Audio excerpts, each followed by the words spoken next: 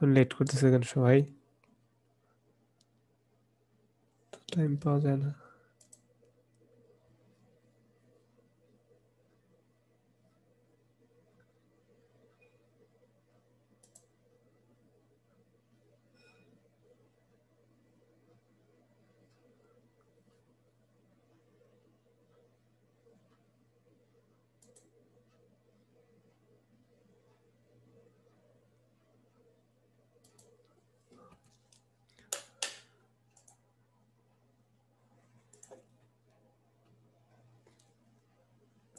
Wait 2 minute wait.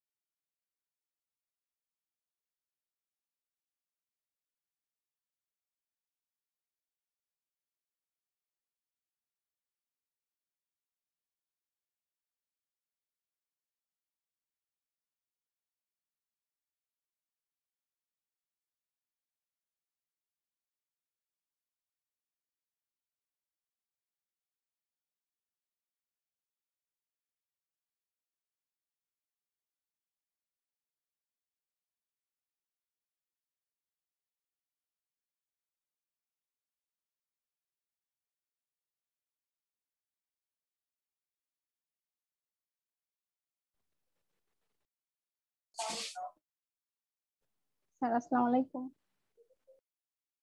ওয়ালাইকুম আসসালাম।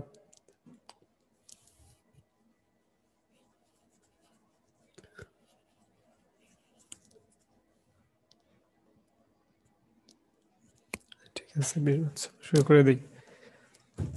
নিউটনের মেকানিক্স অনেক মজার চ্যাপ্টার, বুঝছো? মানে এমনিতে যদিও চ্যাপ্টারটা একটু আলাদা, অনেকে বলে কঠিন, মোটামুটি অন্যান্য চ্যাপ্টার থেকে একটু আলাদাই। জানার আছে অনেক কিছু, বাট পরীক্ষার মধ্যে তো আর সব আসে না। এগুলা জাস্ট একটা টপিক পড়াইলেই পড়ানো যাইব, সারাদিনই পড়ানো যাইব একটা টপিকই। আর পরীক্ষাতে তো এগুলো আসে না। তো যেগুলা প্রশ্ন আসে যেমন টাইপের, আমরা এগুলা খুব ভালো করে পড়বো। এর মধ্যে যে গাছটা দেখতেছো, যে আপেল গাছ, এটা নিউটনের সেই আপেল গাছ। যে আপেল গাছের মানে, বুঝতেই তো পারতেছো, যে আপেল গাছের নিচে বইসা নিউটন এই অভিকর্ষ যদিও, কিন্তু ফিজিক্সের অনেক বড় একটা ক্ষেত্র আবিষ্কার করছে, নিউটনস আপেল ট্রি। যেটা দেখতে পাচ্ছ, আপেল গাছ কিন্তু এটা। যদিও এগুলার এখন অবশ্য অনেক মানে বংশধর, এই গাছের কতগুলা কতগুলা গাছ নিয়ে বিভিন্ন জন বিভিন্ন জায়গায় লাগাইছে, ওইটারে দিছে নিউটনস আপেল ট্রি নাম। বাট এটা একদম মেইনটা, ঠিক আছে? যদিও নিউটনের মেকানিক্সে শুধু নিউটনের যে অবদান তা কিন্তু না। নিউটনের যে তিনটা ল কিন্তু শুধু নিউটনের দেয়া না। প্রথম লটা একদম নিউটনের নাই। প্রথম লটা হচ্ছে গ্যালিলিওর। এর পরের ল গুলাতে মানে যাদের অবদান অনস্বীকার্য, এমনিতে তো অনেক বিজ্ঞানী অবদান রাখছেন, তার মধ্যে অন্যতম হচ্ছে ওই গ্যালিলিও। ওনার কথা না বললেই না, ফিজিক্সের অন্যতম মানে নিউটনের বলা মতেই নিউটনের গুরু বলতে পারো গ্যালিলিও। আর এরপরে মেয়েরা যাই না খুশি হইবা, এখানে নাম যে হাইপোশিয়া। তোমরা জানি না পড়ছো কিনা, পাইলে পাইতে পারো। হাইপোশিয়া একজন মহিলা বিজ্ঞানী, মানে মহিলা বিজ্ঞানী এমনিতে পাওয়া যায় না। ওই মাদাম কুরি আছেন এর মধ্যে, আর কেমিস্ট্রিতে একটু অবদান, এর মধ্যে আর যত বিজ্ঞানী আছে তার মধ্যে মহিলার নাম শুনতে পাবা না। এই একটা মহিলা হাইপোশিয়া, অনেক ভালো বিজ্ঞানী ছিলেন। মানে এই নিউটনিয়ান ফিজিক্সের এমনিতে আর কি নর্মালি দুইটা ভাগ। একটা হচ্ছে মডার্ন ফিজিক্স, যেটার মধ্যে তোমরা পড়বা, মডার্ন ফিজিক্সের একটা অধ্যায় আছে সেকেন্ড পেপারের 8 নাম্বার চ্যাপ্টার। মানে ভর, যেগুলো আমরা কনস্ট্যান্ট ভাবি, ভর সময়, ওইগুলা কনস্ট্যান্ট না, মডার্ন ফিজিক্স বলে। আর আরেকটা হচ্ছে সনাতন ফিজিক্স বা সনাতন পদার্থবিদ্যা বা নিউটনিয়ান ফিজিক্স। ওই নিউটনিয়ান ফিজিক্সের যে স্ট্রাকচার গুলা মানে বল ত্বরণ এইগুলা নিয়ে যে ব্যাপার, ফার্স্ট পেপার সব, সেকেন্ড পেপার সব, জাস্ট একটা অধ্যায় বাদে সব নিউটনিয়ান ফিজিক্স। ওই নিউটনিয়ান ফিজিক্সের মধ্যে অন্যতম অবদান ছিল এই হাইপোশিয়ার। মানে অনেকগুলা এক্সপেরিমেন্ট এর প্রুফ এই হাইপোশিয়া করছিলেন। যদিও এরে আসলে মারি ফেলছিল, মানে যখন অনেকে মিলা বিজ্ঞানীদের মধ্যে স্বভাবত একটা ক্ল্যাশ থাকে, তারে মারা ফেলা হয়েছিল হাইপোশিয়ারে। একজন মহিলা বিজ্ঞানী, তোমরা মেয়েরা মনে রাখতে পারো, যদি কখনো কেউ জিজ্ঞেস করে তাহলে অন্তত বলতে পারবা হাইপোশিয়া। আমি এটা কাউরে বলি না, কারণ আমি ধরো নর্মালি যদি বিতর্ক করি, এমনিতে তো অনেক বিতর্ক করছি নর্মালি, ধরো এমনিতে তো মেয়েরার বিরোধী মানে বিতর্ক করলে, এটা কেউ জানে না, বাট আমি জানি, তোমাদের বলে দিলাম। ঠিক আছে, হাইপোশিয়া অনেক ভালো বিজ্ঞান ছিলেন। স্যার আইজ্যাক নিউটন বলাই লাগবে না, আর অনেকের অবদান আছে এই নিউটনিয়ান ফিজিক্স এর মধ্যে। নিউটনস আপেল ট্রি থাকুক জাস্ট ফর ইন্সপিরেশন। আমরা শুরু করি চ্যাপ্টার। চ্যাপ্টার শুরু করার আগে যে কতগুলো জিনিস আগে জানা লাগবো, মানে সংজ্ঞামূলক, যেগুলা না ছাড়া হইব না, এগুলো আগে আমরা জানি। শুরুর শেষ। জড়তা। এই জড়তা কি? পদার্থ যে অবস্থায় আছে সে অবস্থায় বিদ্যমান থাকতে চায়, মানে যে অবস্থায় আসে সে অবস্থায় থাকতে চাওয়ার যে প্রবণতা, সেটারে আমরা বলি জড়তা। এই সংজ্ঞা তোমরা 9 10 সেম সংজ্ঞায় পড়ে আসছো। আমরা জড়তা মাপি ভরের সাহায্যে, যার ভর যত তার জড়তা তত। আবার ভরকে, এটা আমাদের সময় আসছিল, মানে ক নাম্বারে হইতে পারছিল না, এই জাড্য ভর কাকে বলা হয়? জড়তার এই জাড্য ভর বলা হয়, বা জড়তা ভরও বলা হয়। মানে ভরই তো জড়তার পরিমাপ, জড়তা মাপই হচ্ছে ভরের সাহায্যে। তো এই জড়তাকে জাড্য ভর বা ইনারশিয়া মাস এটাও বলা হয়। ঠিক আছে, জড়তা মানে, মানে আমি যেমন আছি তেমনই থাকতে চাওয়ার প্রবণতা। স্থির বস্তু স্থির থাকার প্রবণতা, মানে সে সবসময় স্থিরই থাকতে চায়। আর গতিশীল বস্তু সে গতিশীলই থাকতে চায়। এই যে যে যে অবস্থায় আছে সে অবস্থায় থাকতে চাওয়ার যে প্রবণতা, ওইটাই হচ্ছে জড়তা। তাহলে বুঝতেই পারতেছো দুইটা অবস্থায় তো হইতে পারে, একটা হচ্ছে স্থির বস্তু হইতে পারে সে স্থির থাকতে চাইবো, আর একটা গতিশীল বস্তু হইতে পারে সে গতিশীল থাকতে চাইবো, তাই তো? তাই এই জড়তা দুই প্রকার, একটা হচ্ছে স্থিতি জড়তা, একটা হচ্ছে গতি জড়তা। স্থিতি জড়তা মানে স্থির বস্তু স্থির থাকার প্রবণতা, আর গতি জড়তা মানে গতিশীল বস্তু গতিশীল থাকার যে প্রবণতা। ঠিক আছে, মানে অনেক ভালো কনসেপ্ট, এটা ছাড়া হইব না। এরপরে বল। বল মানে যা বস্তুর জড়তার পরিবর্তন ঘটায়। মানে কি?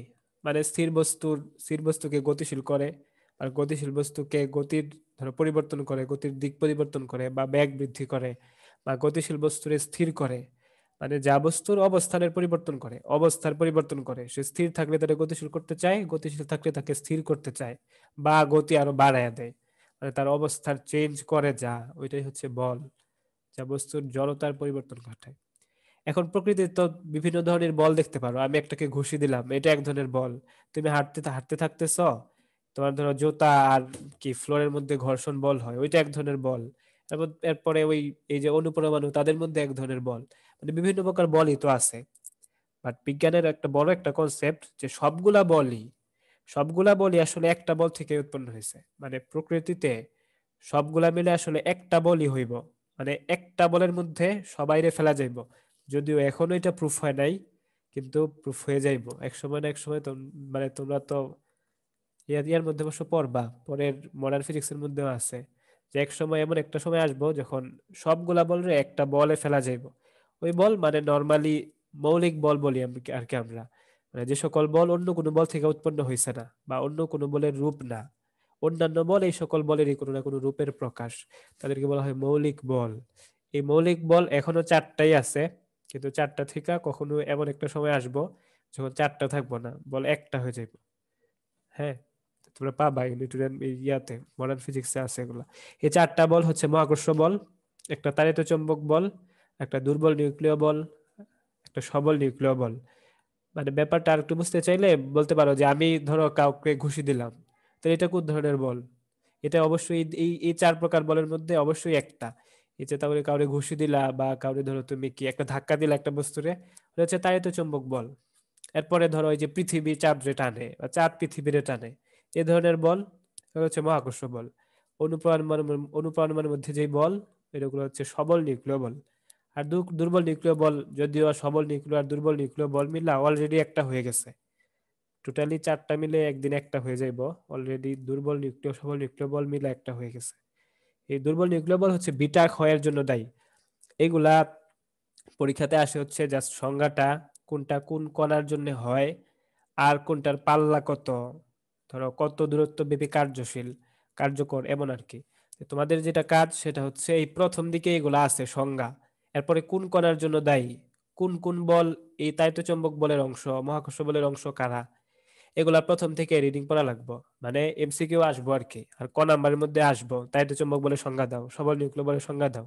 আর বিশেষ করে মেডিকেলে এগুলা ধরো কোন কণার জন্য এই বল, আর এই বলের পাল্লা কত, মানে সর্বোচ্চ কত দূরত্ব পর্যন্ত এই বল ক্রিয়াশীল, এগুলা আসে।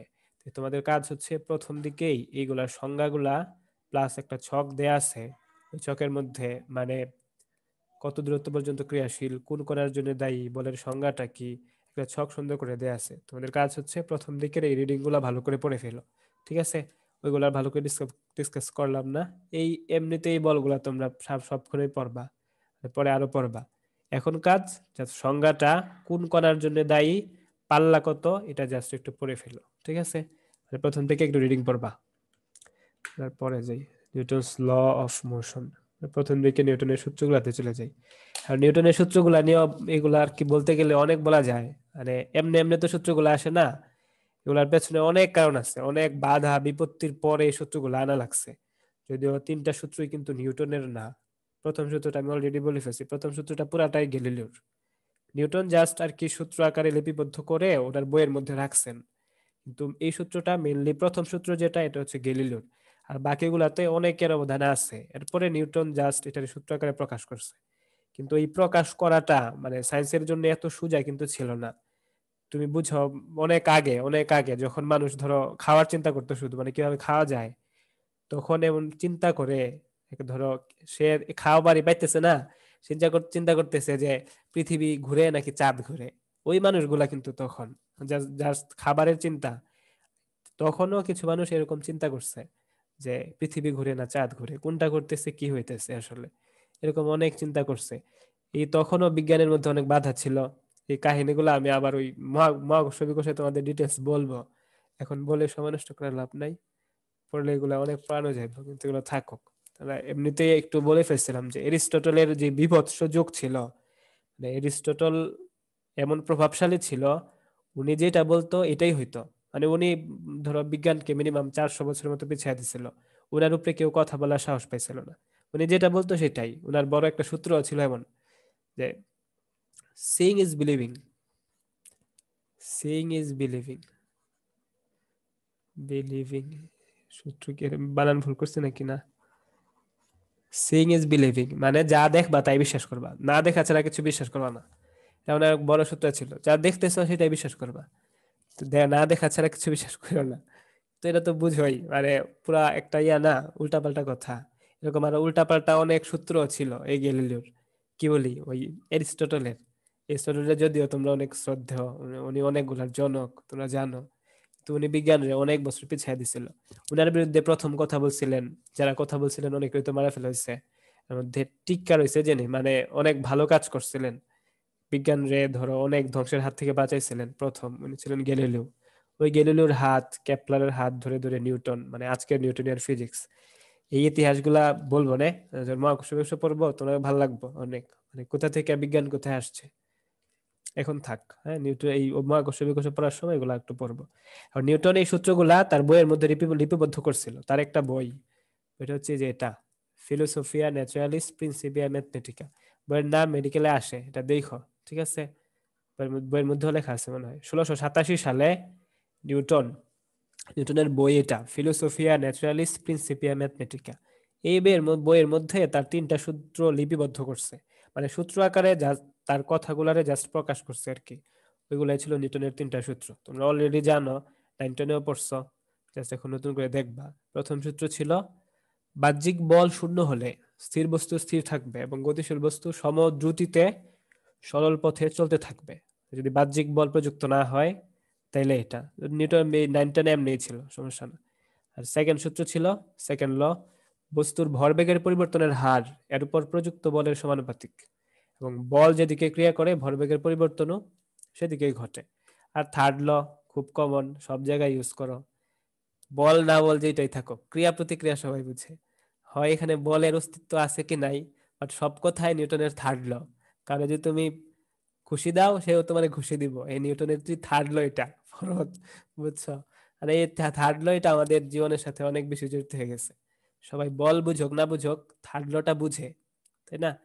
তিনটা সূত্র খুবই কমন সেন্স, যদিও সূত্রগুলা নর্মাল, কিন্তু এর পেছনের কাহিনীগুলো অনেক বিশাল, মানে এগুলা দিয়ে কাজও করা যায় অনেক বিশাল। বাট সব সূত্রগুলা কমন সেন্স, কোনো ধরো তেমন কিছু না যে খুব বেশি কি আছে, তেমন কিছু নাই। আজকেরকার দিনে চিন্তা করলে এমন বোঝা যায়, বাট পেছনের ইতিহাস অনেক বড়। এগুলো এমনিতে আসছে না, বিশেষ করে এই ফার্স্ট ল, এটা প্রুফ করতে গিয়ে অনেকে জেল কাটতে কাটতে শেষ, তাই না? মানে অনেক বড় কাহিনী, থাক দরকার নেই। ঠিক আছে, তোমরা এটা বইয়ের নামটা ওইটা দেখো, বইয়ের মধ্যে মনে লেখা আছে, আর সালটা জেনে রেখো। সূত্রগুলো আমরা আগেই জানি, তাই না? আমরা একটু ডিটেলস পড়বো এখন সূত্রগুলো। ফার্স্ট ল, বা এটারে বলি ল অফ ইনারশিয়া বা জড়তার সূত্র। প্রথম সূত্রটারে আমরা বলি জড়তার সূত্র, ল অফ ইনারশিয়া। এটা গ্যালিলিও দিছিলেন, মানে মেইনলি গ্যালিলিওর সূত্র।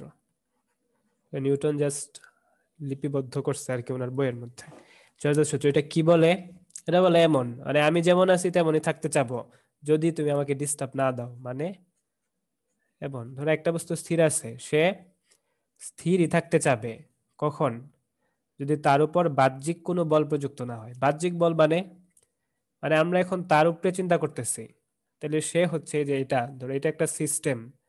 বাহ্যিক বল মানে বাইরে থেকে এর উপর বল। এই এর ভেতরে অনুপরমাণুর মধ্যে বিভিন্ন ধরনের বল থাকতেই পারে, ডাজন্ট ম্যাটার, ওইটা অভ্যন্তরীণ বল। বাহ্যিক বল মানে সে একটা সিস্টেম, বাইরে থেকে তার উপর বল। কথা হচ্ছে বাহ্যিক বল যদি শূন্য হয় তাহলে সে যদি স্থির থাকে তাইলে স্থিরই থাকতে চাইবো, আর যদি সে গতিশীল থাকে তাইলে গতিশীলই থাকতে চাইবো। এটা ছিল নিউটনের ফার্স্ট ল। আর বাহ্যিক বল এটা আবার দুই ভাবে জিরো হতে পারে, কিন্তু একটা হচ্ছে বল দিবই না, মানে এটা স্থির পড়ে রয়েছে, এটা পড়েই রয়েছে, বল নাই, তাই তো এটা স্থিরই থাকবো, মানে এটা হচ্ছে একটা। আরেকটা হইতে পারে যে কি, মানে নিট বল শূন্য। নিট বল শূন্য মানে, মানে হচ্ছে এটার উপরে বল অনেকগুলা আছে, এটার মধ্যে আমি এদিকে টানতেছি, কেউ এদিকে টানতেছে, কেউ এদিকে টানতেছে, কেউ এদিকে টানতেছে, কেউ ধাক্কা দিতেছে, অনেকগুলা বলা আছে, বাট বলগুলার রেজাল্টেন্ট বা লব্ধি হচ্ছে শূন্য। মানে টানাটানি এমন ভাবে টানাটানি হয়েছে সবগুলা উল্টা দিকে একটা একটা ফিনিশ করে দিছে। So, তার উপরে নিট বল যেটা বা লব্ধি বল ওইটা শূন্য। নিট বল শূন্যের কারণে, মানে বাহ্যিক বল শূন্য, এটার কারণে বস্তু যেমন আছে তেমনই থাকবে, স্থির বস্তু স্থির থাকবে। যদি বস্তু এটা গতিশীল থাকে, তার তারে যদি কেউ ডিস্টার্ব না দেয় তাহলে সে আজীবন এমন ভাবে চলতে থাকবে। যেমনটা মার্বেল যদি গড়ায় দাও তাহলে কি দেখতে পাবা, এটা কিছু সময় পরে থেমে যায়। কেন থেমে যায়? কারণ তারে কেউ ডিস্টার্ব দিতেছে। কে ডিস্টার্ব দিতেছে? তার উপরে ঘর্ষণ বল আছে, তাই ঘর্ষণ। না? হ্যাঁ, এগুলো আরো পড়বা বিস্তারিত, আমি পড়াবো, সমস্যা নাই। নিউটনের ইয়াতে এগুলো নিয়েও গেলে ইয়ার এরিস্টটলের সূত্র ছিল, ওই যে গড়ায় যায়, কেন গড়ায় যায়, একটা কেন থেমে যায়, এগুলো নিয়ে গিয়ে এরিস্টটলের একটা একটা সূত্র ছিল, অনেক হাস্যকর, বাট পড়ার দরকার নেই, আপাতত থাক। এরপরে নিউটনের সেকেন্ড ল, ফার্স্ট তো তেমন কিছু না, এটা তোমরা এটা একটু জানে রাখবা যে এটা হচ্ছে জড়তার সূত্র। হ্যাঁ, নরমালি গ্যালিলিও দিছিলেন। এরপরে নিউটনের সেকেন্ড ল, নিউটনের সেকেন্ড ল কি বলে? নর্মাল কথা, যত বেশি তুমি বল দিবা এটার তত বেশি ত্বরণ হইব। বা নিউটন বলছিলেন এমন যে ভরবেগের পরিবর্তনের হার, ভরবেগের, মানে ধরো এই বস্তু এটা প্রথম নর্মাল, নর্মাল তোমরা 9 এমন ভাবে পড়ছো, একটা বস্তুর ধরো ভর হচ্ছে এম, আর প্রথমে তার বেগ ছিল v1। কিছুক্ষণ পরে আমরা যখন এটার উপরে এফ বল প্রয়োগ করছি, কিছু সময় পর দেখা গেছে ভর তো এম এ রয়েছে, নিউটনিয়ান ফিজিক্সে ভর কনস্ট্যান্ট, কিছু সময় পর তার বেগ বেড়ে গেছে বা কমে গেছে, যেটাই হোক বেগ হচ্ছে v2। তো নিউটন যেটা বলছিলেন, ধরো টি টাইম পর্যন্ত আমরা এই বলটা প্রয়োগ করছি। নিউটন যেটা বলতে চাচ্ছে সেটা কি? ভরবেগের পরিবর্তনের হার, ও সরি ভরবেগ বলি না, ভরবেগ কি জিনিস? ভর ভরবেগ আর বেগের গুণফল। ভর আর বেগের গুণফল, নাইনটনে পড়ছো না? নিউটন যেটা বলছিলেন সেটা হচ্ছে, ভরবেগ কি? ভরবেগ হচ্ছে ভর এবং বেগের গুণফল, মোমেন্টাম, এম ইন্টু ভি। ভর আর বেগের গুণফল, একটা ভেক্টর রাশি, দিক কোন দিকে? ব্যাগের দিকে, কারণ ব্যাগ এখানে একটাই ভেক্টর, ওইটা হচ্ছে ব্যাগ। ব্যাগের দিক যেদিকে, মোমেন্টাম বা ভরবেগের দিকও সেদিকে। নিউটন যেটা বলতে চাইছে সেটা হচ্ছে এই ভরবেগের পরিবর্তনের হার প্রযুক্ত বলের সমানুপাতিক। মানে ভরবেগের পরিবর্তন কেমন? যেমন ধরো প্রথমে তার বেগ ছিল v1, ভর ছিল m, তাহলে প্রথম ভরবেগ বা ইনিশিয়াল ভরবেগ m ইন্টু v1, ভর আর বেগের গুণফল। এরপরের ভরবেগ পি মানে মোমেন্টাম, ভরবেগ আর কি। এফ মানে ফাইনাল আর কি, মানে ফাইনাল ভরবেগ। ফাইনাল ভরবেগ তার ভর ছিল এম আর বেগ হচ্ছে v2। তাহলে ভরবেগের পরিবর্তন যদি আমরা দেখি, এটা হচ্ছে mv2 মাইনাস mv1। পরিবর্তনের হার বাই টি দেওয়া লাগবে, তাই না? নিউটন যেটা বলতে চাচ্ছে সেটা হচ্ছে এই mv2 মাইনাস mv1 ভরবেগের পরিবর্তনের হার, হার মানেই একক সময়ে, মানে টি দিয়ে ভাগ করা লাগবে, তাই তো? নিউটন বলতে চাচ্ছে এটা, যে এই ভরবেগের পরিবর্তনের হার প্রযুক্ত বলের সমানুপাতিক। মানে তুমি যত বল দিবা, এটার ভরবেগের পরিবর্তন তত বেশি হইব, বা ভরবেগের পরিবর্তনের হার তত বেশি হইব। নর্মাল কথা, এটা থেকে আমরা একটু পরে আরেকটা সুন্দর জায়গায় চলে যাব, এখানে চলে যাই। হ্যাঁ, নিউটন যেটা বলছিলেন সেটা হচ্ছে এটাই, ভরবেগের পরিবর্তনের হার ইজ প্রপোর্শনাল টু বল, মানে প্রযুক্ত বলের সমানুপাতিক, তাই তো? তো এখান থেকে যদি সমানুপাতিক সাইনটা তুলে দেই, তাইলে mv2 minus mv1 by T equal একটা কনস্ট্যান্ট ইনটু এফ, তাই তো? এটা আরো সুন্দর করে লেখা যায়, এই এমটা যদি আমরা কমন নিয়ে নেই, তাহলে এখানে থাকবো কি v2 minus v1 by T equal kf। v2 minus v1 by T মানে বেগের পরিবর্তনের হার, এটা কি আবার ত্বরণ। ত্বরণ, এটা আসলে এম এ ইকুয়াল kf। একটা কনস্ট্যান্ট আছে, এই কনস্ট্যান্টের মান হচ্ছে 1। কখন 1? কিভাবে 1? তখন যখন এই ভরটা আমরা কেজিতে বসাবো। এ যেটা ত্বরণ, এটা মিটার পার সেকেন্ড স্কোয়ারে বসাবো, আর এফ বলের একক, ওইটা নিউটনে বসাবো। মানে বলের সংজ্ঞা এমন ভাবে দেওয়া হয়েছে, একক বলের সংজ্ঞা এমন ভাবে দেওয়া হয়েছে, বা এই প্রতীকগুলা এককগুলা এমন ভাবে নেওয়া হয়েছে যাতে এই কে যে কনস্ট্যান্টটা, এই কনস্ট্যান্টের মান 1 হয়। এই কনস্ট্যান্টের মান 1, তাইলে এই এককগুলা ইউজ করা লাগবো। ভর কেজিতে, ত্বরণ মিটার পার সেকেন্ড স্কোয়ারে, আর বলের একক নর্মাল একক যেটা নিউটন, ওই নিউটনে। যদি এরকম হয় তখন এই কে এর মান 1। বা আমরা সুন্দর করে একক বলের সংজ্ঞা দিই এভাবে, যে এই ভরটা যদি 1 কেজি হয়ে যায়, তখন ত্বরণ যদি 1 মিটার পার সেকেন্ড স্কোয়ার হয়, হ্যাঁ, যদি তখন বল হয় 1 নিউটন, তখন কে এর মানও কত? 1, ওয়ান। তাই না?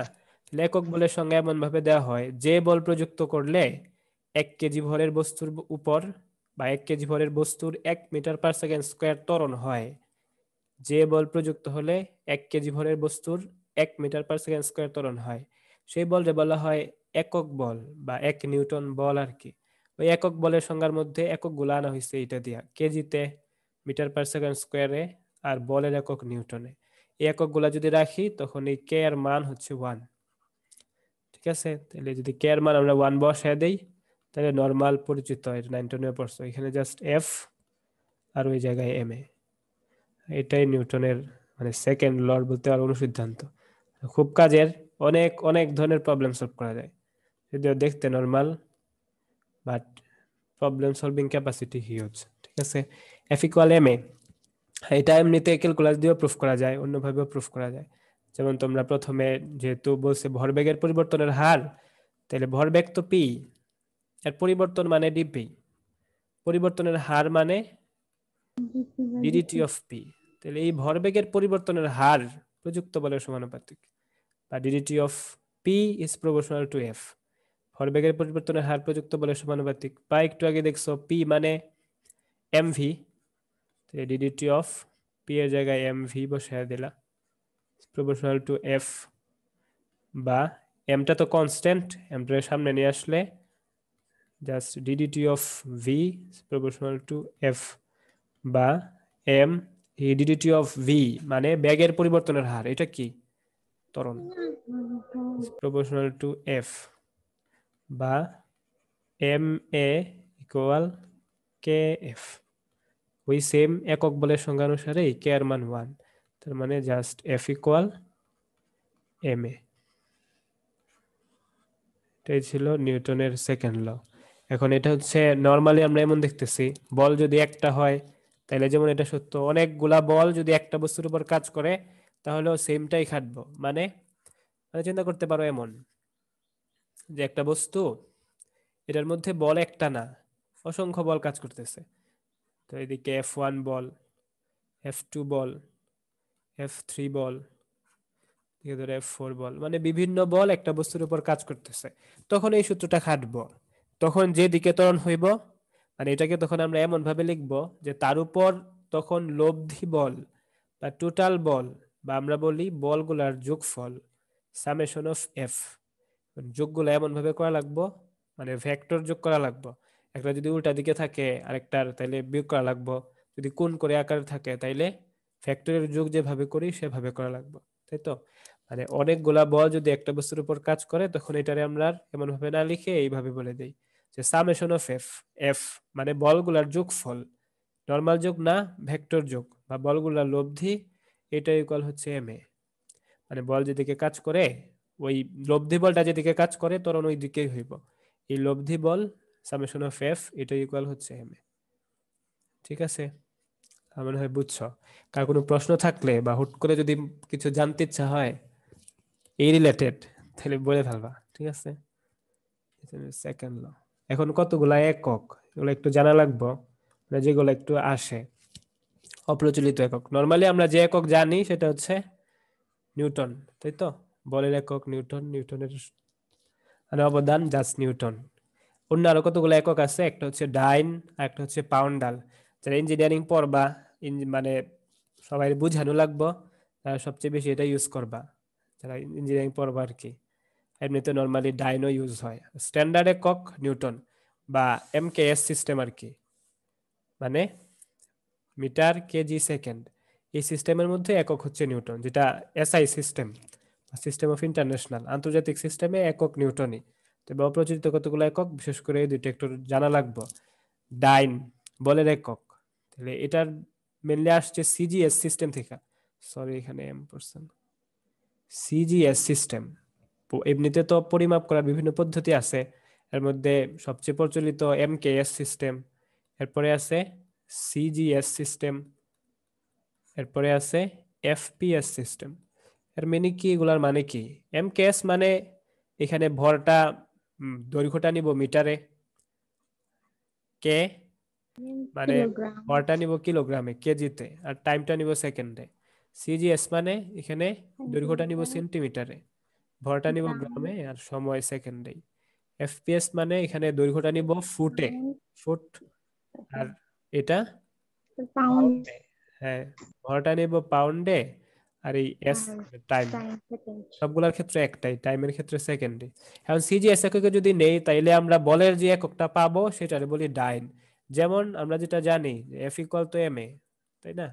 তাহলে 1 নিউটন যদি তুমি বলতে চাও তাহলে তুমি এমন বলবা, এম এর মান 1 কেজি বসাবা, আর ত্বরণ বসাবা 1 মিটার/সেকেন্ড স্কোয়ার, তাই তো?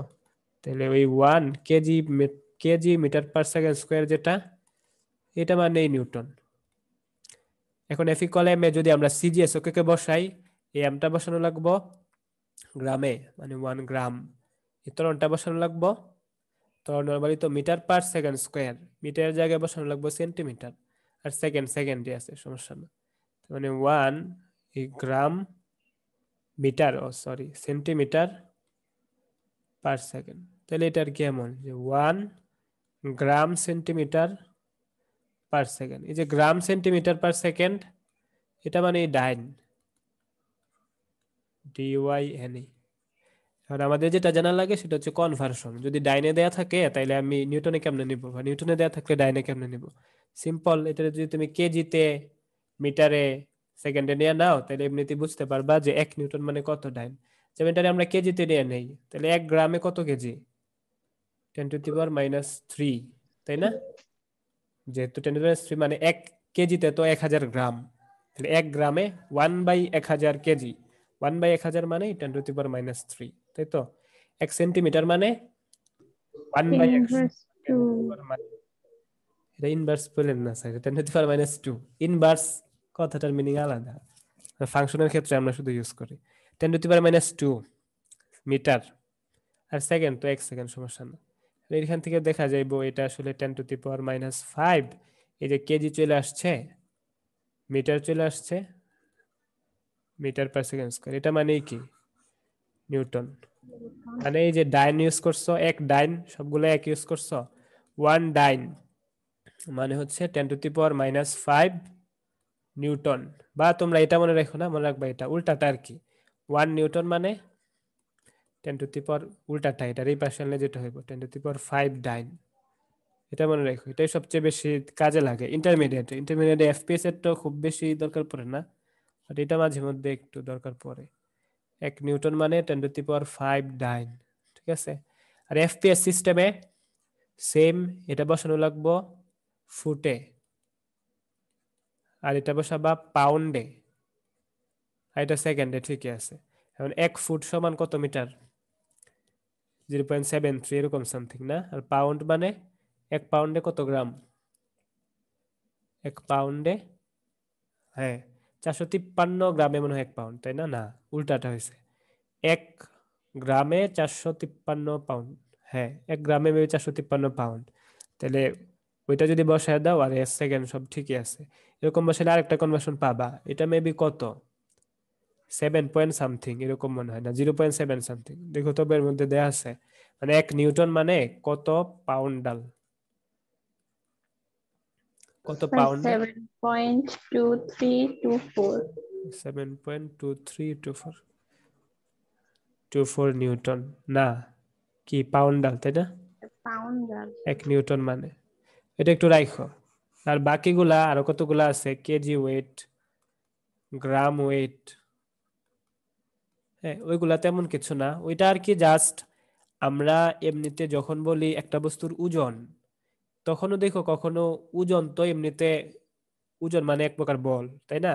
তো ওজনের একক তো নিউটন হওয়ার কথা, কিন্তু অনেক সময় নিউটন হয় না। এককগুলো এরকম ভাবে দেয়া থাকে, কেজি ওয়েট, গ্রাম ওয়েট, এরকম আকারে দেয়া থাকে, ওজন বলে, বাট এরকম আকারে দেয়। আর ওইখানে আসলে জাস্ট এই 9.8 দিয়া গুণ না করে বলা হয় আর কি। মানে একটা বস্তুর ভর ধরো 50 কেজি, এখন আমি যদি এটার ওজন বলি তাহলে আমি বলবা একটা বস্তুর ওজন 50 কেজি ওয়েট, একটা বস্তুর ওজন 50 কেজি ওয়েট, 50 কেজি ওয়েট মানে এটা যদি তুমি 50 × 9.8 দিয়ে গুণ দাও, তখন এক এক ওয়েট আর কি, মানে জাস্ট জি এর মানটা মিসিং হয়েছে, 9.8 দিয়ে গুণ দিলে যেটা পাবো এটা নিউটনে পাবো। বা নর্মাল কথা, এখানে জাস্ট প্রত্যেকটাতে জিটা মিসিং, মানে 1 কেজি ওয়েট এটা যদি নিউটনে নিতে চাও তাহলে জাস্ট 1 কেজি ঠিকই আছে, এটারে 9.8 দিয়ে গুণ দাও, তাহলে যেটা পাবা ওইটাই হচ্ছে, মানে 1 কেজি ওয়েটে এটা কত 9.8 নিউটন, 1 কেজি ওয়েট মানে 9.8 নিউটন।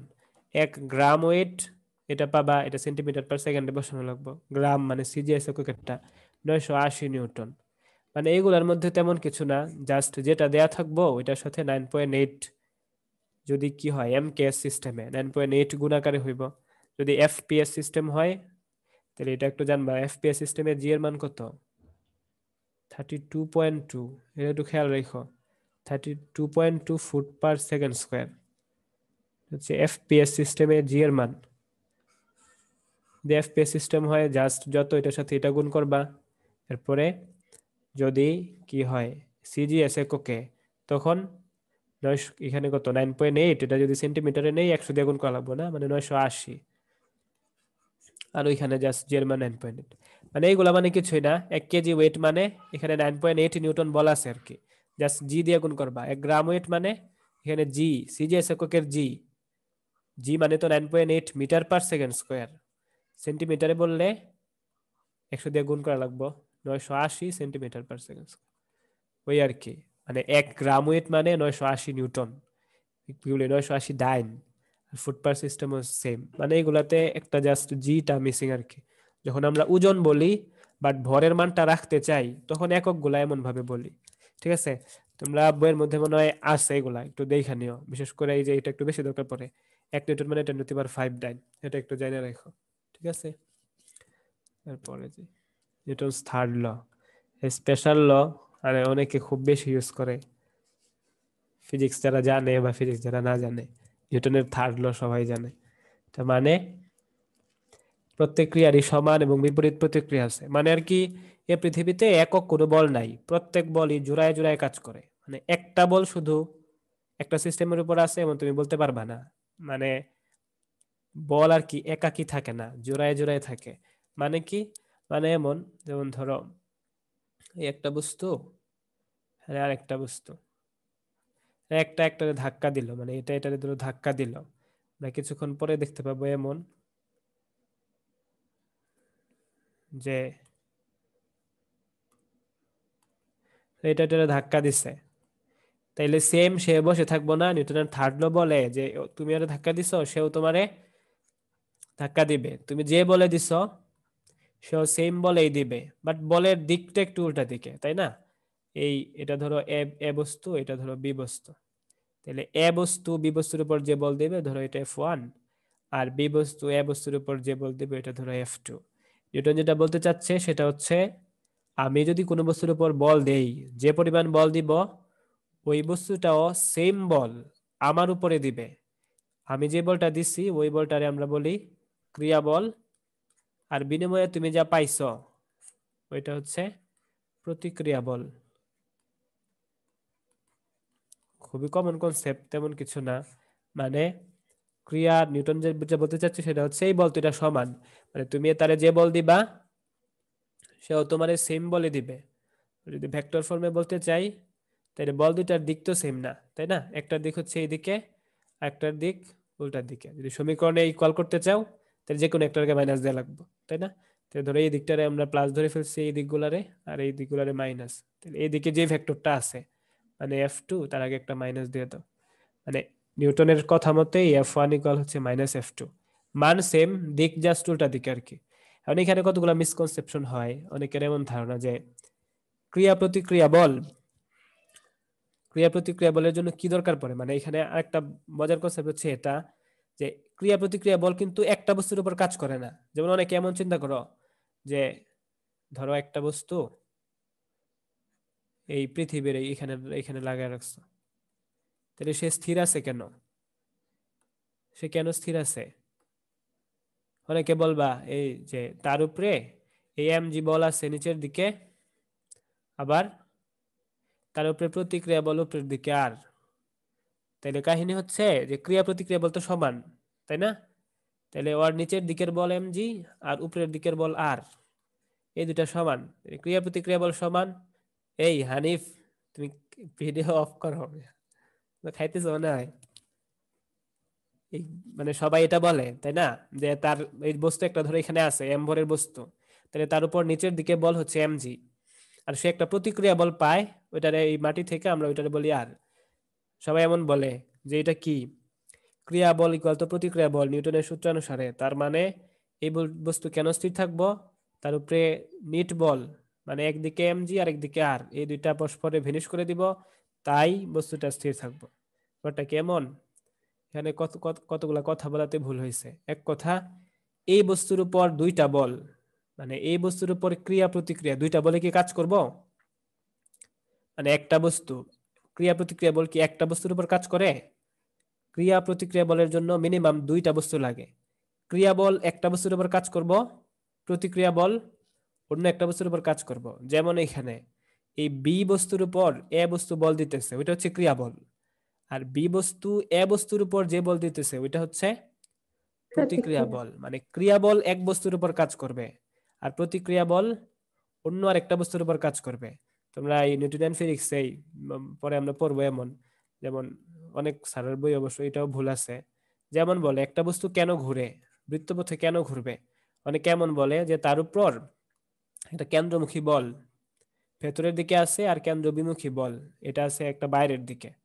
তো কেন্দ্রমুখী বল ভেতরের দিকে, কেন্দ্রমুখী বল বাইরের দিকে, এই দুইটা বল সমান, তাই সে যে কোনো একদিকে ছুটে যায় না, সে বৃত্তপথে ঘুরতে থাকে।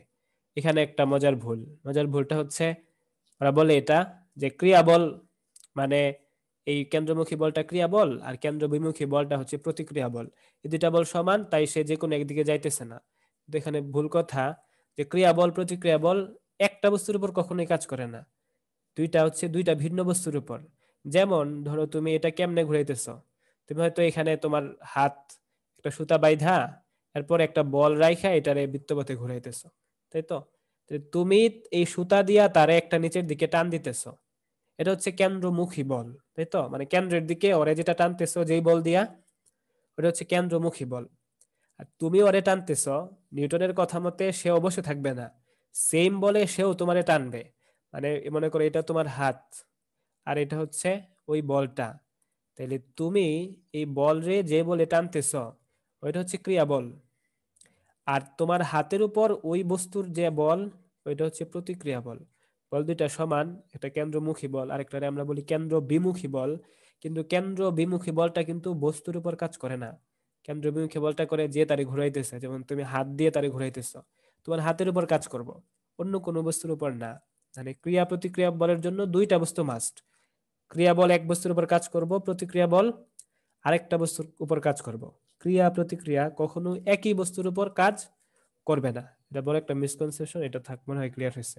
আরেকটা মিসকনসেপশন হচ্ছে এটা যে ক্রিয়া প্রতিক্রিয়ার জন্য সংঘর্ষ কি হওয়াই লাগবো, মানে স্পর্শ কি হওয়াই লাগবো নাকি স্পর্শ ছাড়া অসম্ভব। যেমন এগুলা উদাহরণ দিলে সব সহজে বোঝা যায়, মানে একটা বস্তু একটা একটা স্পর্শ করছে, তাইলে ক্রিয়া প্রতিক্রিয়া বল ভালো করে বোঝা যায় যে এটা এটার ধাক্কা দিছে তাহলে সেও তারে ধাক্কা দিবে। আমি দেয়ালের উপর যদি একটা বল ছুঁড়ে মারি, তাহলে বল বল দেয়ালের উপর একটা বল দিছে, মানে বলটা দেয়ালের উপর একটা ফোর্স দিছে, দেয়ালটাও বলের উপর একটা ফোর্স দিবে, তাই তো? এই বলটা আবার পেছন দিকে ফেরত আসবে, এর মানে এটাই। তাহলে এখানে স্পর্শ হয়েছে বা সংঘর্ষ হয়েছে, বল যে বলটা দিচ্ছে ওইটারে আমরা বলি ক্রিয়া বল, আর দেয়ালটা বলের উপর যে বল দিচ্ছে ওইটারে আমরা বলি প্রতিক্রিয়া বল। বোঝা যায় যে বস্তু সংঘর্ষ হইলে, বাট সংঘর্ষ হওয়াটাও মাস্ট না। ক্রিয়া প্রতিক্রিয়া এই সংঘর্ষ বা স্পর্শ ছাড়া হতে পারে। যেমন ধরো এটা হচ্ছে পৃথিবী, আর পৃথিবীকে কেন্দ্র করে চাঁদ ঘুরতেছে, তাই তো? এই নিউটনের ওই অভিকর্ষের মানে মহান ধারণা যেটা, এটা দিয়ে আমরা কি জানি যে পৃথিবী এই চাঁদ রে আকর্ষণ করতেছে, তাই না? ওই বলের মানও তোমরা জানো, এই Gm m/r², এই বলে এই আর আর কি আর Gm m/r², এই আর এই বলে চাঁদ রে পৃথিবী টানতেছে, চাঁদ অবশ্য থাকবে না, ঠিক সেম বলেই চাঁদটাও পৃথিবীকে আকর্ষণ করবে। মানে একটা আরেকটার দিকে কেন ছুটে যায় না? কারণ চাঁদ ঘুরে, বাট পৃথিবী চাঁদকে কেন্দ্র করে কেন ঘুরে না? ওটা হচ্ছে ভরের ব্যাপার, কারণ পৃথিবীর ভর অনেক বেশি, চাঁদের ভর অনেক কম। আমরা তো জানি F=ma, সো বল সমান হইলেও ত্বরণ যে সমানই হইব তা কিন্তু না, ত্বরণ A=F/m। পৃথিবীর ভর অনেক বেশি, সো বল যে তুমি অনেক বড় ভর দিয়ে যদি ভাগ দাও তখন ত্বরণ প্রায় নেগলিজিবল, মানে জিরোই বলা যায়। কিন্তু চাঁদের ক্ষেত্রে ভরটা তো মোটামুটি কমই, তাই বলের তুলনায় ভর কম হয় একটা ত্বরণ থাকে। সো চাঁদ পৃথিবীর কেন্দ্র করে ঘুরে, পৃথিবী চাঁদকে কেন্দ্র করে ঘুরে না। কিন্তু এখানে ক্রিয়া প্রতিক্রিয়া বল কিন্তু ঠিকই আছে, ওই পৃথিবী চাঁদের যে বলে আকর্ষণ করতেছে ওইটা তুমি বলতে পারো ক্রিয়া বল, আর চাঁদ পৃথিবীর যে বলে টানতেছে ওইটা হচ্ছে প্রতিক্রিয়া বল। দুইটা বলই সমান, পৃথিবী যাইতেছে না কারণ পৃথিবীর ত্বরণ প্রায় নেগলিজিবল, ঠিক আছে? তাহলে এখানে কিন্তু স্পর্শ হয়েছে না, মানে স্পর্শ হওয়াটা মাস্ট না ক্রিয়া প্রতিক্রিয়া ঘটার জন্য, জাস্ট মানে দুইটা বস্তু হইলেই হয়েছে, তাদের মধ্যে যে বল থাকবো এই দুইটা বল, একটা বল থাকবো না, বস্তু দুইটা থাকলে বলও থাকবো দুইটা, মানে বল জোড়ায় জোড়ায় থাকবো, শুধুমাত্র একটা বল তুমি কখনো এক জায়গায় পাবা না। একটা দুইটা বল পাবা, একটা হচ্ছে ক্রিয়া বল যেটা একটা বস্তুর উপর কাজ করব, অন্য আরেকটা বল যেটা প্রতিক্রিয়া বল সেটা আরেকটা বস্তুর উপর কাজ করবে। আমার মনে হয় তোমরা বুঝতে পারছো, এই দুইটা মিসকনসেপশন ছিল, মনে হয় ভালোই ক্লিয়ার হয়েছে। ঠিক আছে, তারপরে যে হ্যাঁ, হ্যাঁ বলো। স্যার, এখানে বলা হয়েছে নিউটনের গতির তৃতীয় সূত্র প্রকৃতিতে বিরাজমান বলগুলোর মধ্যকার অন্তর্নিহিত প্রতিসাম্য উন্মোচন করে, তার মানে কি? হ্যাঁ, বলো বলো কি বলছো এখানে? স্যার, নিউটনের গতির তৃতীয় সূত্র হ্যাঁ প্রকৃতিতে বিরাজমান বলগুলোর মধ্যকার অন্তর্নিহিত প্রতিসাম্য উন্মোচন করে। হ্যাঁ, স্যার, এটার তার মানে কি? মানে কি, এটার এটার মানে ব্যাখ্যা কি? এটার মানে কি? মানে যেটা বলতে চাচ্ছে যে প্রকৃতিতে বিরাজমান বলগুলোর অন্তঃসাম্য, কি বলছো, প্রতিসাম্য, প্রতিসাম্য স্যার, অন্তর্নিহিত প্রতিসাম্য উন্মোচন করে। অন্তর্নিহিত প্রতিসাম্য উন্মোচন করে। উন্মোচন করে। আচ্ছা আচ্ছা ঠিক আছে। এর মানে ব্যাপারটা আর কি এটা, যে অন্তর্নিহিত প্রতিসাম্য এমনিতে সমতা মানে কি, মানে আর কি এক ধরনের ব্যালেন্সড অবস্থা বা সাম্যাবস্থা, মানে বস্তুগুলা সাম্যাবস্থানে থাকে। একটা নর্মাল একটা বস্তু, যেমন ধরো এই একটা বস্তু, তাইলে সে তার মধ্যে যদি আমরা চিন্তা করি, তার মধ্যে অসংখ্য অনুপরমাণু তো আছেই, তাই না? একটা অনুপরমাণু একটা আরেকটার উপর এমনিতেই কি করতেছে, মানে বল কিন্তু ক্রিয়াশীল আছেই। এখন একটা বল হচ্ছে একটা একটারে যে বল দিতেছে ক্রিয়া বল, আর সে তার মধ্যে যে বলটা দিতেছে, মানে ধরো দুইটা কণা, এই কণা এই কণার উপর যে বল দিতেছে সেটারে আমরা বলতে পারি ক্রিয়া বল। আর এই অন্য কণাটা এটার উপরে যে বল দিতেছে সেটা হচ্ছে প্রতিক্রিয়া বল, তাই তো? বস্তুটা সাম্যাবস্থায় আছে, কেন আছে? কারণ তার মধ্যে নিট বল এটা হচ্ছে শূন্য। কেন শূন্য? তার মধ্যে তো বল আছে, বাট বলগুলা জোড়ায় জোড়ায়। তুমি ধরো এখানে 10টা কণা 20টা কণা পাও, ধরো 20টা কণা আছে এরকম, তাহলে এগুলোর উপরে বল দিতেছে। তো সে তো বল যেহেতু আছে এটার মধ্যে, সে তো স্থির থাকার কথা না, সে তো গতিশীল হয়ে যাওয়ার কথা। কিন্তু সে সাম্যাবস্থানে আছে কেন? কারণ বল আসলে একটা না, এগুলো বলগুলো একা কাজ করতেছে না। এই কণাগুলোর উপরও উল্টা দিকে প্রতিক্রিয়া বল কাজ করতেছে, যার কারণে এই বস্তুটা সাম্যাবস্থায় আছে। বল একটা কাজ করে না, মানে একাকী কাজ করে না, তার সাথে আরো কতগুলা বল থাকে, যার কারণে এই বস্তুগুলা, মানে আমরা নর্মালি যে বস্তুগুলা দেখি ইন্টারনালি এগুলা সাম্যাবস্থানে থাকে বা সাম্য অবস্থা বিরাজ করে। কেন? কারণ বল ব্যালেন্সড অবস্থায় আছে। একটা বস্তু যদি দেখো, তার উপরে নিট বল যেটা এটা 0, বল আছে বাট নিট বল নাই, কারণ এই বলগুলা একটা একটা নিষ্ক্রিয় করে দিব। মানে বল একটা না, জোড়ায় জোড়ায় কাজ করতেছে। যে কারণে এই বস্তুটার উপর যদি বল চিন্তা করি, এই বস্তুটার উপর এই দিকে অসংখ্য ক্রিয়া বল আছে, বাট উল্টা দিকে সেম প্রতিক্রিয়া বল আছে। এই জোড়ায় জোড়ায় কাজ করার কারণে একটা আরেকটারে ব্যালেন্সড করে দিব, যার ফলে বস্তুটারে আমরা নর্মালি যেটা দেখতে পাই সেটা হচ্ছে মানে সাম্যাবস্থানে দেখতে পাই। ব্যাপারটা আর কি অনেকটা এমন। ঠিক আছে, এটা দিয়ে আর কি মেনলি বোঝাতে চাচ্ছে তোমার যেটা, সেটা হচ্ছে বল একা কাজ করে না, বল জোড়ায় জোড়ায় কাজ করে। মানে বস্তুর অন্তর্নিহিত অবস্থা এমনই যে বল যেগুলো আছে ওগুলা প্রত্যেকটাই জোড়ায় জোড়ায় কাজ করে, সেটা আর কি বলতে চাচ্ছে। ঠিক আছে, না, পরে যাই। কনজারভেশন ল অফ মোমেন্টাম, তোমরা এইটাও আমরা 9-10 পড়ে আসছো। এরপর আমরা দেখি মানে ভরবেগের সংরক্ষণ সূত্র। এটা কেমন ছিল?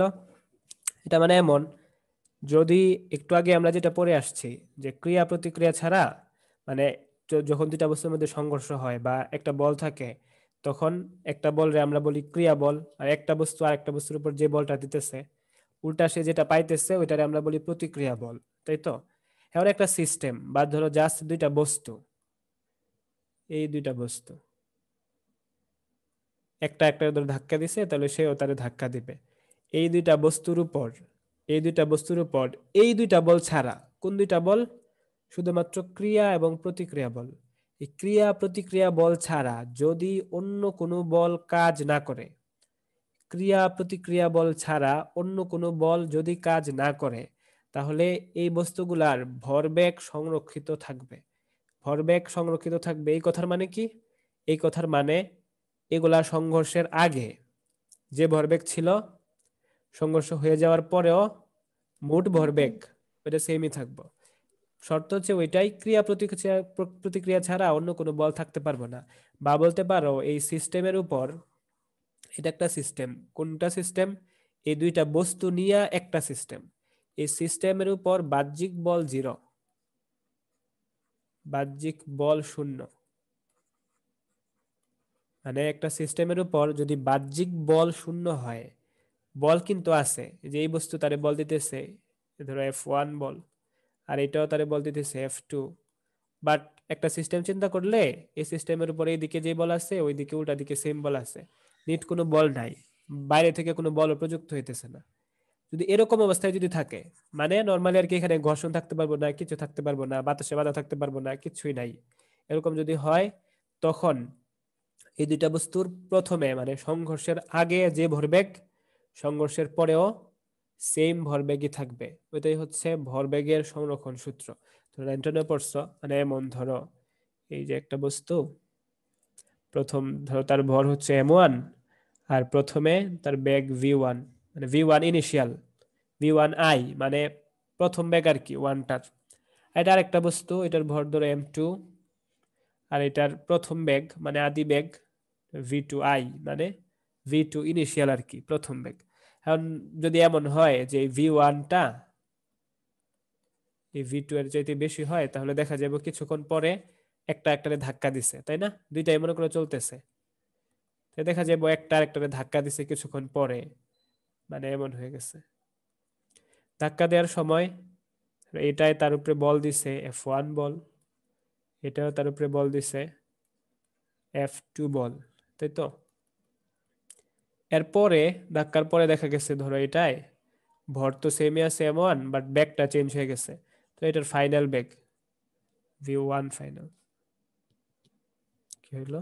হ্যাঁ ঠিক আছে, আরে প্রথমটার ব্যাগ, শেষ ব্যাগ আর কি, প্রথমটার ফাইনাল ব্যাগ বা v1 ফাইনাল, এটা চলতেছে আর এটাও চলতেছে, এটা m2, এটা v2 ফাইনাল, এমন ভাবে চলতেছে। তো নিউটনের যে কথা বা ভরবেগের সংরক্ষণ সূত্র যেটা, সেটা হচ্ছে প্রথমে মানে প্রথম দিকে এদের ভরবেগ টোটাল কত ছিল, এটার ভরবেগ ধরো p1 ইনিশিয়াল, আর এটার p2 ইনিশিয়াল, আর এটার পরের p1 ফাইনাল, আর এটার পরের ভরবেগ p2 ফাইনাল, মানে p1 initial plus p2 initial, মানে এই দুইটা বস্তুর আদি ভরবেগের যোগফল। এখন এই যোগফলটা আমরা নর্মালি যে ম্যাথগুলা করি সেই ম্যাথগুলাতে এই টোটালি মানে নর্মালি একই দিকেই থাকে, তাই এই নর্মাল যোগ দিয়ে করা যায়। বাট একটু খেয়াল রাখো এরা কিন্তু ভেক্টর, কখনো যদি দিক উল্টা দিকে থাকে তখন অবশ্যই দিক কনসিডার করা লাগবে। যেমন একটা বস্তু এদিকে যাইতেছে আর একটা বস্তু উল্টা দিকে আসতেছে, তখন একটার বেগের যেই দিকে, অন্যটার বেগের দিক কিন্তু ওই দিকে না, v1 এই দিকে আর v2 অন্য দিকে। সো তুমি একটা দিকে প্লাস ধরে নেবা আর একটা দিকে মাইনাস ধরে নেবা, মানে দিক কনসিডার করা লাগবে। তো যদিও আমরা নর্মালি বলার সময় ভেক্টর ফর্ম দেই না, কিন্তু খেয়াল রাখো এরা কিন্তু ভেক্টর, কখনো যদি দিক উল্টা দিকে হয় তখন দিকগুলা কিন্তু ঠিক করে নেওয়া লাগবে, ঠিক আছে? তাইলে ভরবেগের সংরক্ষণ সূত্র যেটা বলতেছে সেটা হচ্ছে এদের আগের টোটাল ভরবেগ ইকুয়াল হচ্ছে এদের পরের টোটাল ভরবেগ, মানে p2 সরি p1 ইনিশ ফাইনাল প্লাস p2 ফাইনাল। এটা হচ্ছে ভরবেগের সংরক্ষণ সূত্র। এটারও প্রুফ সুন্দর, তেমন ঝামেলা নাই। কেমন?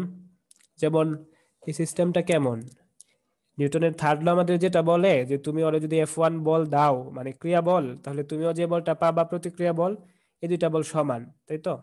মানে এই F1 বলটা F2 বলের সমান, বাট দিক এক না, তাই না? দিক উল্টা দিকে, একটার দিক এই দিকে আরেকটার দিক হচ্ছে উল্টা দিকে। এই দিকটার পজিটিভ ধরে নিলা, উল্টা দিকটা নেগেটিভ ধরে নিলা। এদিকে যে ভেক্টরগুলো আছে ওরার আগে নেগেটিভ, আর ওই দিকে যেগুলো আছে ওরার আগে পজিটিভ। তাহলে F1 ইকুয়াল মাইনাস F2। এখন F1 ইকুয়াল কি ছিল? তুমি বলছিলে এমন, এটা তো MA, তাহলে MA1, আর এখানে MA2, দুই নাম্বার বস্তুর ত্বরণ ধরো A2, তাহলে ওইটার F ইকুয়াল MA থেকে আমরা লিখতে পারি MA2। এখন এ মানে কি আবার? বেগের পরিবর্তনের হার, তাই না? তাইলে প্রথম বস্তুটার আদি বেগ ছিল v1i মানে ইনিশিয়াল, আর শেষ বেগ ছিল v1f মানে ফাইনাল। ভরবেগের পরিবর্তন মানে বেগের পরিবর্তন হচ্ছে এত, ভরবেগের পরিবর্তনের বেগের পরিবর্তনের হার বাই টি, তাই তো? তাহলে এ ওয়ানে লিখতে পারবে এমন, বেগের পরিবর্তনের হার মানে এটার বেগের পরিবর্তন হয়েছে v1 ফাইনাল মাইনাস, বা এই ভি ইউ দিয়েও তোমরা দিতে পারো, সমস্যা না। m1 u1 m1 মানে v1 u1 যেভাবে দেয় ওইভাবে দিতে পারো, সমস্যা না, মানে জাস্ট বুঝলেই হয়েছে। v1 final minus v1 initial by T equal minus, sorry এটা m1 এটা m2 মাইনাস m, এটার বেগের পরিবর্তন v2 final minus v2 initial by time T. T থাকবো না, এখান থেকে যদি আমরা আর গুণ করি, মানে আর গুণ না সরি, মানে নর্মালি গুণ করে যদি এক পাশে নিয়ে আসো তখন দেখতে পাবা এমন হয়েছে, যেটা একটু আগে লেখা হয়েছে সেটাই, মানে দুইটারই আদি ভরবেগ m1 সরি এখানে m1 এখানে 2, m1 v1i plus m2 v2i, মানে এগুলার আদি ভরবেগ equal m1 v1 f plus m2 v2 f, বা তোমরা যদি ওইভাবে সুবিধা হয় তাহলে ওইভাবে দিব m1 v1 plus m2 u2 equal m1 v1 plus m2 v2। যেমন এইভাবে আগে আরো সুবিধা পেতা, যেভাবে দাও মানে কথা একটাই, সমস্যা না। এটা হচ্ছে ভরবেগের সমকোণ সূত্র। কন্ডিশন হচ্ছে একটাই, সেটা হচ্ছে ক্রিয়া প্রতিক্রিয়া ছাড়া এখানে আর কোনো বল কাজ করতে পারতো না। যদি ক্রিয়া প্রতিক্রিয়া ছাড়া অন্য কোনো বল কাজ করে তাহলে এটা খাটবো না, ভরবেগের সমকোণ সূত্র মেনে চলবো না। কারণ এটার মধ্যে সীমাবদ্ধতা আছে, মানে ধরো একদম কণাগুলা যখন, ঠিক আছে ওইটা পরে এমনিতে পাওয়া যাবে, থাকুক নর্মালি যেগুলো আছে বইয়ে এটাই থাকুক। বলো, কোনো প্রশ্ন আছে? এটা বুঝছো? বুঝতেছো তো? কথা বলো না কেন? জি স্যার, বুঝছি। না বুঝলে কিছু বইলো, বা যদি আমি কথা কখনো ফাস্ট বলি, তাড়াতাড়ি বলি, বুঝতেছো না, তখনও বইলো, বলা লাগবো যদি কিছু না বুঝো। তারপরে যে uses of Newton's third law, এটার ইউজ ব্যাপক, অনেক কাজ হয়। নর্মালি যে সিচুয়েশনগুলো দেখতে পাও অনেকগুলার পেছনের কারণ হচ্ছে এই নিউটনের থার্ড ল। হ্যাঁ, এর মধ্যে বড় একটা কারণ, যেমন আমরা যখন হাঁটি, হাঁটা কিভাবে হাঁটি, এটা নিউটনের থার্ড ল দিয়ে খুব সহজে ব্যাখ্যা করা যায়। কেমন? যেমন ধরো আমি এই মানুষের এগুলা তেমন আঁকতে পারি না, তোমরা কিছু ভাইবো না, মানে মনে করো আর কি, এটা পাও সামথিং, পা লাগতে পারি না, স্ট্রাকচার আঁকতে পারি বাট এগুলো আঁকতে পারি না। ঠিক আছে, ধরো এমন তুমি হাঁটতেছো, তাহলে হাঁটার সময় আমরা কি করি, যখন এটা হাঁটবা মানে এটারে উপরে তুলবা, তাই তো? তখন এই পায়ের সামনের অংশ দিয়া মাটির মধ্যে বল দিবা, তাই না? বলটা টোটালি এমন না, আমরা দেই কিভাবে, যদি সামনের দিকে যাই তখন বলটা দিই এমন, মানে পায়ের একদম সামনের অংশ, এটা দিয়ে তুমি বল এইভাবে দাও, তাই না? এভাবে তো ধাক্কা দাও, মানে নিচের দিকে পেছনের দিকে ধাক্কা দাও। তাহলে পেছনের দিকে যখন তুমি ধাক্কা দাও, ধরো এটা ভিন্ন রকম হতে পারে, যে এই কোণটা এইভাবে ধাক্কা দিতেছো, ধরো এই কোণটা হচ্ছে থিটা। নিউটনের থার্ড ল বলে তুমি যে মাটির এইভাবে ধাক্কা দিতেছো, মাটি বসে থাকবো না, সেও তোমারে সেম বলেই ধাক্কা দিব। ওই বলটা ধরো প্রতিক্রিয়া বল বা রিঅ্যাকশন ফোর্স, আর দিয়ে আমরা প্রকাশ করি, এই রিঅ্যাকশন ফোর্স।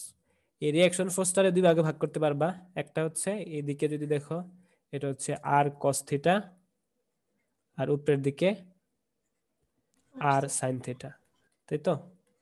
এখন তোমার ওজন mg, এটা তো সবসময় নিচের দিকে কাজ করতেছে, তাই না? তুমি বাঁকা হয়ে গেছো, তার মানে এমন না পৃথিবী তোমার বাঁকা ভাবে টানতেছে। তুমি বাঁকা হও, সোজা হও, পড়তে থাকো, যেমনই থাকো, ঘুরে ফেরো বা তুমি ঘুরতেই থাকো, যেমনটাই হোক, mg সবসময় নিচের দিকেই কাজ করব। তুমি শুয়ে থাকো আর বসে থাকো, সবসময় mg বল নিচের দিকেই। তোমার এই যে পায়ের ভর m, তোমার ভর টোটাল এখানেই কাজ করতেছে, mg বলটা নিচের দিকে কাজ করব। এই mg মানে তোমার ওজন আর আর সাইন থিটা, এই দুইটা সমান হইব, মানে একজন আরেকজনরে ভ্যানিশ করে দিব। আর সাইন থিটা ইকুয়াল হচ্ছে mg। আর যে বলটা রয়ে গেছে আর কস থিটা সামনের দিকে, ওই বলের কারণেই তুমি সামনের দিকে যাবা, মানে এই বলটা তোমার সামনের দিকে নিয়ে যাইব, সামনের দিকে নিয়ে যাবে। আর এখানে আরেকটা বড় কথা হচ্ছে, মানে ঘর্ষণের অনেক বড় কথা আছে। যেমন যদি পিছলা রাস্তা হয় তখন কিন্তু এই বলটা এত সহজে হয় না, মানে এখানে ঘর্ষণের অনেক বড় কথা আছে। মানে ঘর্ষণ বল আর কি দায়ী শুধুমাত্র এটাই না, ঘর্ষণ বলের অনেক বড় একটা ইফেক্ট আছে। যদি ঘর্ষণ না থাকে তাহলে এগুলো হইব না। পিছলা রাস্তায় হাঁটলে বা জুতার নিচে যদি খাঁজ না থাকে, আর যদি পিছলা রাস্তায় হাঁটো, তখন বুঝতে পারবা কিভাবে সামনে যাওয়া যায়, অনেক দ্রুত যাওয়া যায়, তাই না? যদি পড়া যায় কোনোভাবে, তাহলে কয়েক সেকেন্ডের মধ্যেই অনেক সামনে যাওয়া যাইব, হাসপাতালে যাওয়া যাইব, সামনের দিকে নিয়ে যায়। এই আর কস থিটা অংশটা, আর এর আর কস থিটা অংশটা আমাদের সামনের দিকে নিয়ে যায়, আর আর সাইন থিটা অংশ যেটা, এটা এমজির কারণে মানে স্থির হয়ে যায়। ঠিক আছে, এটা বড় একটা, বইয়ের মধ্যে আরো আছে হাঁটা, এরপরে অলরেডি আমি পড়াই ফেলছি ওই যে নৌকার গুণ টানা, আরো কি আছে মনে হয় ঘোড়ার হাঁটা। হ্যাঁ, ওগুলো একটু দেখো, খ নাম্বারের মধ্যে এই প্রশ্নগুলো আসে, মানে প্রশ্নগুলা ফিজিক্যালি অনেক স্ট্রং না, মানে মজার ব্যাপার আর কি। এগুলা খ নাম্বারের মধ্যে মানে অনুধাবনের মধ্যে থাকে। তো বইয়ের মধ্যে থেকে এগুলো একটু পড়ো ভালো করে, যদি কিছু না বুঝো, কোনো একটা লাইন না বুঝলে ওইটা আমার বইলো নেক্সট ক্লাসে, ঠিক আছে? স্যার রকেট কিভাবে চালায়? হ্যাঁ এটা আসতেছি স্যার, এটা পরে, আজকে না, এটা নেক্সট ক্লাসে, এটা বিস্তারিত পড়া লাগবে, ওখান থেকে ম্যাথ আসে। তো এটার মধ্যে জাস্ট খ নাম্বারের জন্য না, ওটা ম্যাথের জন্য পড়বো। রকেট একটা হচ্ছে নিউটনের থার্ড ল দিয়ে ব্যাখ্যা দিতে পারো, বা ভরবেগের সমানুপাতিক সূত্র দিয়ে ব্যাখ্যা দিতে পারো। ভরবেগের সমানুপাতিক সূত্র আসলে নিউটনের থার্ড লরই একটা বহিঃপ্রকাশ আর কি, আর কিছুই না। আজকে এতটুকু থাকবে। এই রকেটেরটা, এটা ম্যাথ আসে, এটা থেকে একটু ডিটেলস পড়া লাগবে। আজকে আর না, তোমাদের কাজ হচ্ছে যতটুকু পড়া হয়েছে এর মধ্যে গুরুত্বপূর্ণ কতগুলা হচ্ছে ওই যে মেডিকেলে আসে, ওই বল, 4 প্রকার যে মৌলিক বল, কাকে বলে, কোন কণার জন্য দায়ী, এগুলার পাল্লা কত, মানে কত দূরত্ব পর্যন্ত কার্যশীল, কোনটা বেশি শক্তিশালী, কোনটা বেশি দুর্বল, এগুলা নিয়ে একটা ছক আছে, প্লাস উপরের দিকে রিডিং আছে। ওইগুলো একটু ভালো করে পড়বা, মানে এখান থেকে এমসিকিউ আসবো প্লাস ক নাম্বারে আসবো। এরপরে এই যে শেষের দিকে এই নিউটনের থার্ড এর প্রয়োগ, মনে হয় অনেকগুলা প্রয়োগ আছে, এর মধ্যে রকেটটা আমরা নেক্সট ক্লাসে পড়বো ভালো করে, ওইখান থেকে ম্যাথ আসে। আর বাকিগুলা খ নাম্বার প্রশ্ন, মানে অনুধাবন প্রশ্নের মধ্যে আসে। তো তোমাদের কাজ হচ্ছে এগুলো একটু ভালো করে রিডিং পড়া।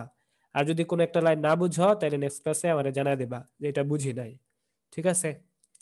আজকে থাকুক, নেক্সট ক্লাসে বাকিগুলা আলোচনা করব।